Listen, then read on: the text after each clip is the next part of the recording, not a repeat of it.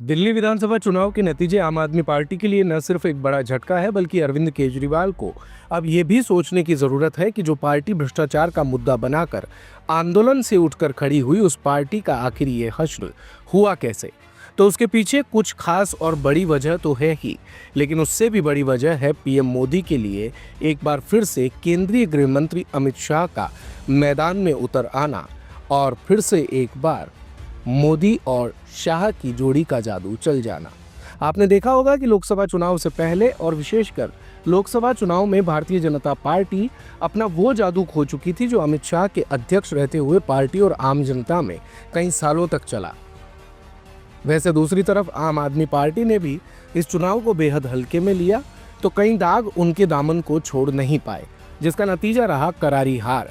प्रधानमंत्री नरेंद्र मोदी की तरफ से चुनाव कैंपेन की शुरुआत करते ही आम आदमी पार्टी को आपदा बताना भी एक बड़ा झटका देने वाला था, जिसके अलावा एक फैक्टर और ये रहा कि पूरे चुनाव कैंपेन के दौरान केजरीवाल मुफ्त देने की बात करते रहे, वो चाहे पुजारियों और ग्रंथियों को वेतन देने की बात हो या फिर महिलाओं को हर महीने 2100 रुपए देने की बात। लेकिन सत्ता विरोधी लहर, भ्रष्टाचार और विकास के कोई काम न होने से आखिरकार दिल्ली की जनता ने अपना आदेश दे दिया।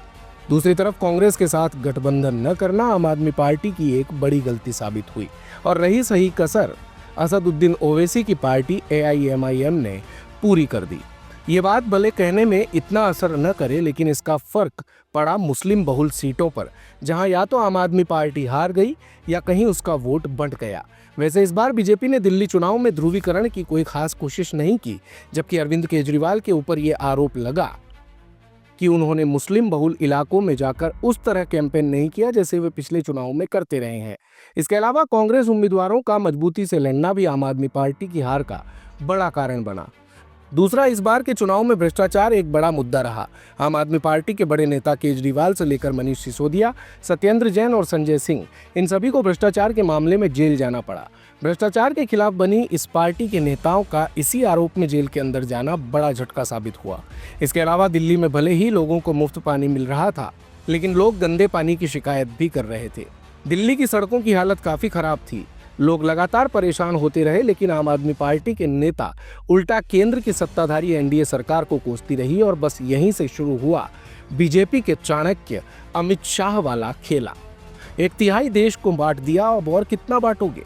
दिल्ली देश का एकमात्र राज्य है जहां का शिक्षा मंत्री शराब घोटाले में जेल गया, और एक बार दिल्ली में भारतीय जनता पार्टी की सरकार बना दो, शीश महल के दरवाजे जनता के लिए खुलेंगे। ये कुछ बयान है जिन्होंने इस बार दिल्ली के चुनावों की सियासी पिच को तैयार किया, लेकिन उससे भी ज्यादा महत्वपूर्ण है कि ये सारे बयान है केंद्रीय गृह मंत्री और पूर्व बीजेपी अध्यक्ष अमित शाह के। दरअसल यहाँ बीजेपी के जरिए राजनीति के चाणक्य अमित शाह का जिक्र करना अब यूं जरूरी हो गया है क्योंकि शनिवार को आए चुनाव परिणामों में बीजेपी को जो प्रचंड जनादेश मिला, उसके पीछे के अहम किरदार अमित शाह ही है, जिन्होंने लोकसभा चुनाव के बाद अध्यक्ष न रहते हुए भी पार्टी और संगठन को पर्दे के पीछे से संभाला है। दिल्ली में भी उन्होंने कुछ ऐसा ही किया। 27 साल से सत्ता पाने की बाट जो रही बीजेपी के लिए, अमित शाह ने पूरा दिल्ली चुनाव अपने कंधों पर ले लिया और खुद ने 1.5 दर्जन से भी ज्यादा रैलियां करके पूरे दिल्ली को मत डाला। इतना ही नहीं, उन्होंने चुनाव के बीच में कई बार कार्यकर्ताओं की बैठकें लेकर भी उनमें जोश भरने का काम किया।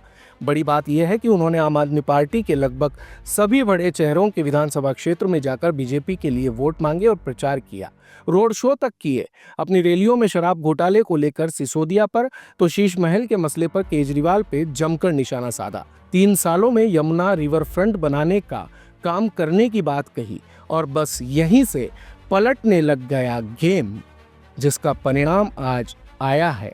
आम आदमी पार्टी सत्ता से बाहर हुई और 27 साल का सूखा खत्म हुआ बीजेपी के लिए दिल्ली की सल्तनत को पाकर के। राजनीति के नगाड़े के लिए भारत कवरेज की रिपोर्ट। दिन भर की सारी अपडेट्स के लिए सब्सक्राइब करें भारत कवरेज को और हाँ, बेल आइकन दबाना ना भूलें ताकि आप रहे अपडेटेड हमेशा।